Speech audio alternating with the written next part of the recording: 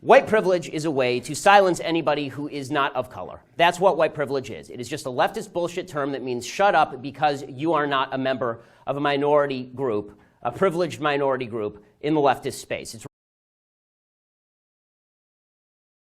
You're basically saying to white people who aren't racist, and you can't find any proof of their racism, that they must be racist because they're white. That is called racism. If you are accusing somebody of something simply because of the color of their skin without any evidence, that's called racism, gang.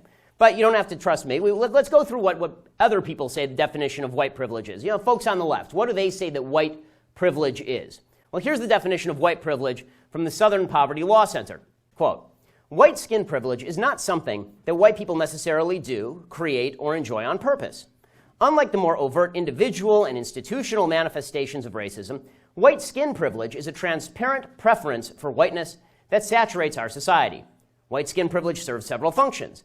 First, it provides white people with perks that we do not earn and that people of color do not enjoy. Second, it creates real advantages for us. White people are immune to a lot of challenges. And finally, white privilege shapes the world in which we live, the way we navigate and interact with one another and with the world. So let's talk about the perks. Let's talk about the perks that white privilege supposedly confers upon you. So she says, the author here, she says that perks that are conferred upon you by white privilege include things like when you go to the grocery store and you get a Band-Aid, the Band-Aid is your skin tone. Seriously, is what she says. Right? For those who live in the real world, this is also called the free market because most of the people in the country happen to have a lighter shade of skin. And if you want to sell more Band-Aids, then you are going to market to the group of people who buy more Band-Aids. But no, this is white skin privilege. Another example she uses is she says that if you go to a hotel, that the hotel shampoo works better with your hair if you're white than if you're black.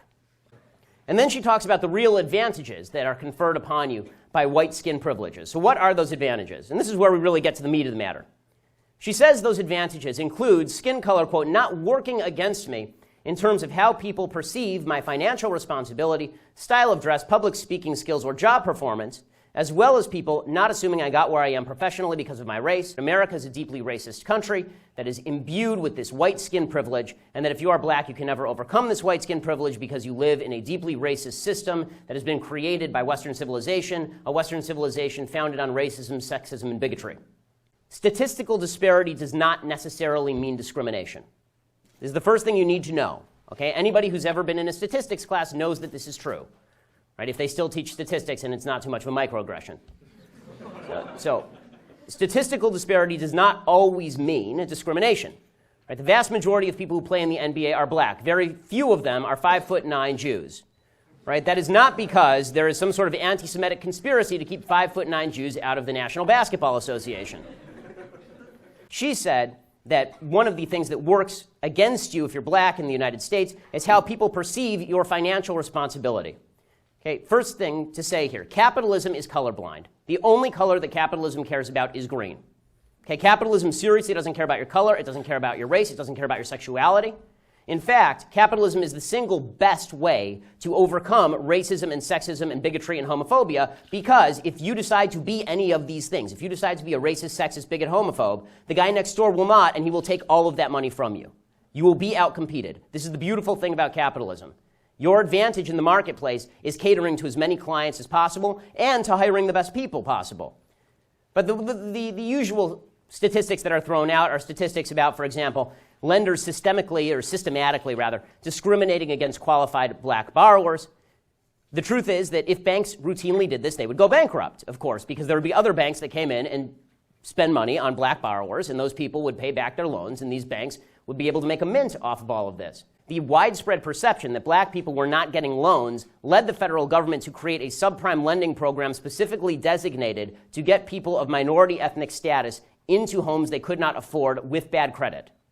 Okay, if it had all been lending discrimination, you would have assumed that Fannie Mae and Freddie Mac would have been fine. There would have never been a subprime mortgage crisis. Nothing I'm saying here says discrimination has never existed in America's history. That would be stupid and afactual. But to suggest that it is a continuing factor in American life that is putting people under the boot of the white establishment is just factually nonsense.